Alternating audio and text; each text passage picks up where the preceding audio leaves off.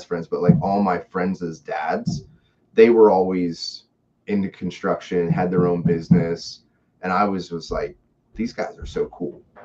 But they weren't always around like to go to all the stuff. But I just thought that they were just the coolest dudes ever, like doing excavating and roofing. And like you could just do whatever you wanted to. But like you still had to work during the day, but you could pick like whichever way you wanted to go. I thought that was just such a cool childhood and guys to look up to as I was growing up to kind of formulate. I feel like my work ethic. Sometimes I don't know how much is externally motivated or internally motivated. I don't know where that line is all the time, but like something worked. Something was clicking there. So you're saying that the construction dads were a big influence on you. Is that what you're saying? Yeah, I just thought they were so cool. They always had the big trucks. They always had money. They were always having fun, and they seemed happy. Like they seemed like generally happy guys, other than when they were working. Like sometimes it would just be like it's a grind, but most of the time, they just seemed much happier than other people that weren't doing similar stuff.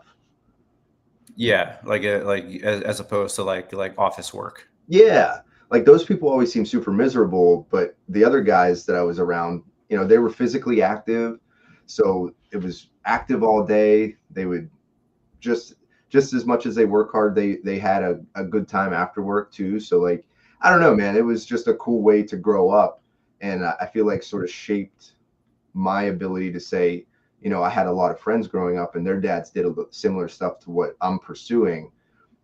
That sort of gave me in my head grace to do what I needed to do.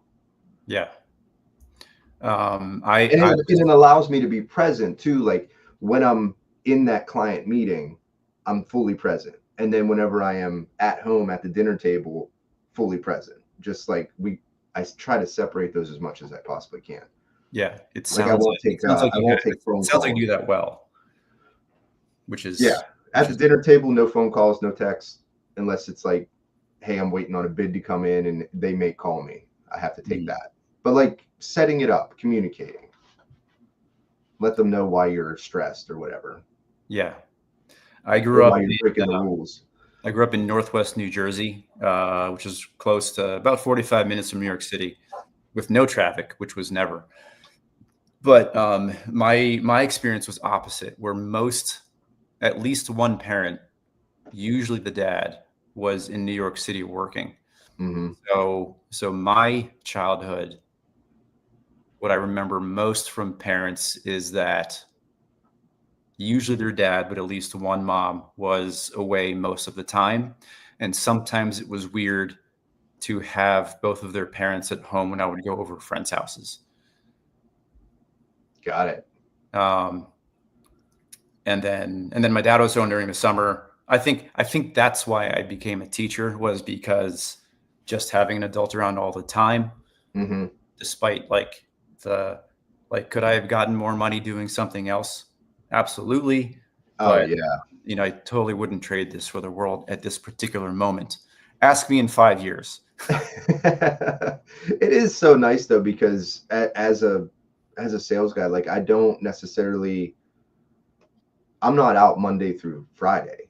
It's Tuesday through Thursday for 10 years. But now all of that work has come to a point where now it's less than that, which is really nice.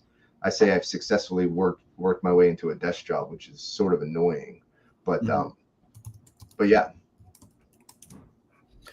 It's amazing how that early childhood that you never think about when it's going on, and then you reflect and you're like, man, like you just model a lot of behavior.